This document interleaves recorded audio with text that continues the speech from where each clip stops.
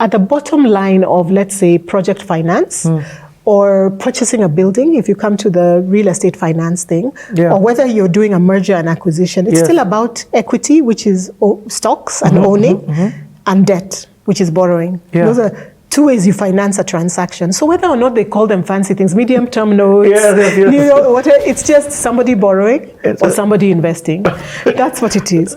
And then after that, there's different ways that you manage risk. So every time you and I get into an agreement, especially if we don't know each other or we don't know the future, we'll spend a lot of time in the contract trying to switch risk to each other. This is called risk allocation. So for example, if you're a freelancer, I want you to do a graphic design job for me, but I don't know you. I'll try and say, let me pay you after you've done the work.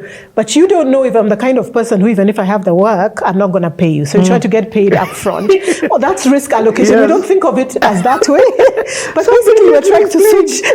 Exactly. That's it. So we're all trying to manage our risk. So it's all back and forth. It's a negotiation. Yes, a negotiation to figure out, and can we get at least a 50 line? But you're trying to get it to 100%. Yes, exactly, to cover myself, and you're trying to cover yourself. But the fact is, I might pay you and you haven't done the work, right? Or I don't like the work you've done. Now we're in a dispute, right? So how do we try and balance it? And then that thing of risk allocation is just enough for me to feel I'm covered enough to start. Because that's the other thing that happens in employment. I tell people that, many people try to say negotiate before you've gotten the job, because after that you won't be able to reopen.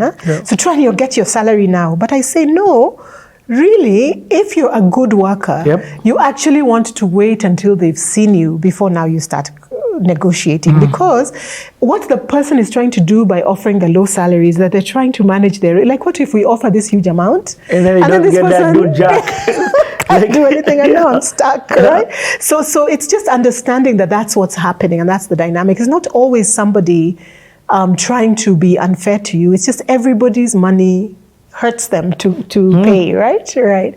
There's some and they of that. expect value back for it. Everybody wants value. They want more value than they're giving you. Yeah, exactly. They're trying to make a bit of a margin. Right? They're paying you for you, but then they need you also to bring enough money to also pay the fixed costs like rent and things like that, and also profit. Yeah, it has to add up. Yeah.